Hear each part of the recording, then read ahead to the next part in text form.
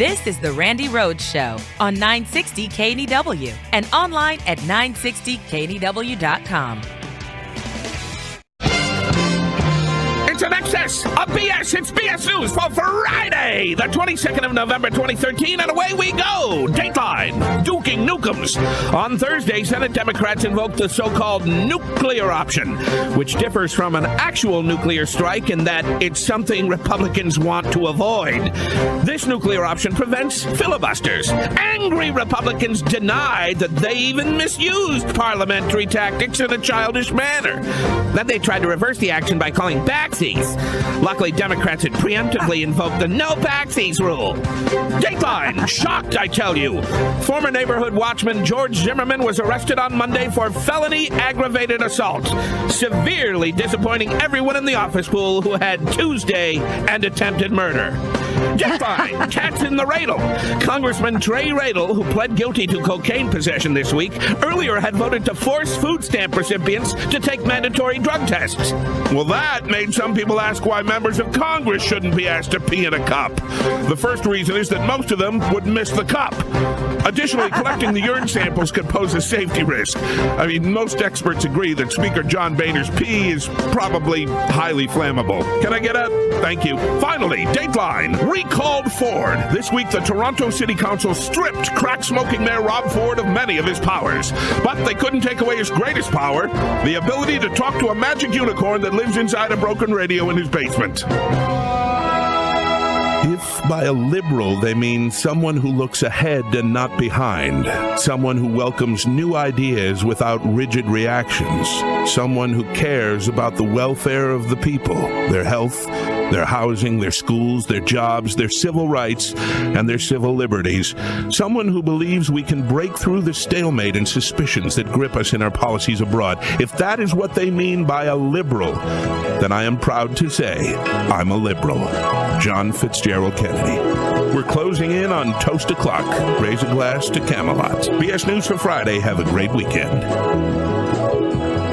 But if by a liberal they mean someone who looks ahead and not behind, someone who welcomes new ideas without rigid reactions, someone who cares about the welfare of the people, their health, their housing, their schools, their jobs, their civil rights, and their civil liberties, someone who believes that we can break through the stalemate and suspicions that grip us in our policies abroad, if that is what they mean by a liberal, then I'm proud to say that I'm a liberal.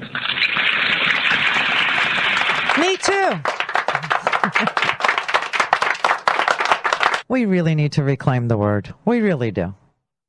It's a good word. It means good things. It means people who care about the people of this country, about their health, about their education, about their civil rights, about equal protection under the law, about an interstate commerce that is appropriately, not heavy-handedly, and certainly not lightly regulated. It means that we have a banking system that is honest and transparent. It means that we have a government that performs its duties according to the Constitution, and that includes promoting the general welfare of the people. Not just provide for the common defense.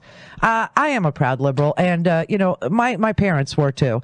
And I got to say that this notion that anybody who ever served in combat or anybody who ever fought in a war comes back and that they are a conservative is bunk. It's absolute bunk. My father came back. He had no politics when he went off to World War II. But when he came back to a GI Bill and was able to be the first person in his family ever to go to college, when he was the first person in his family ever to own their own home because of low interest FHA mortgages, because he was able to find a job, and yes, there was plenty of anti-Semitism against our family. We changed our last name. I mean, I was never, our original last name ended in an SKY, and they changed it and shortened it like a lot of Jewish families did because there was a ton of anti-Semitism in this country. And, I was never born with the SKY at the end of my maiden name, okay?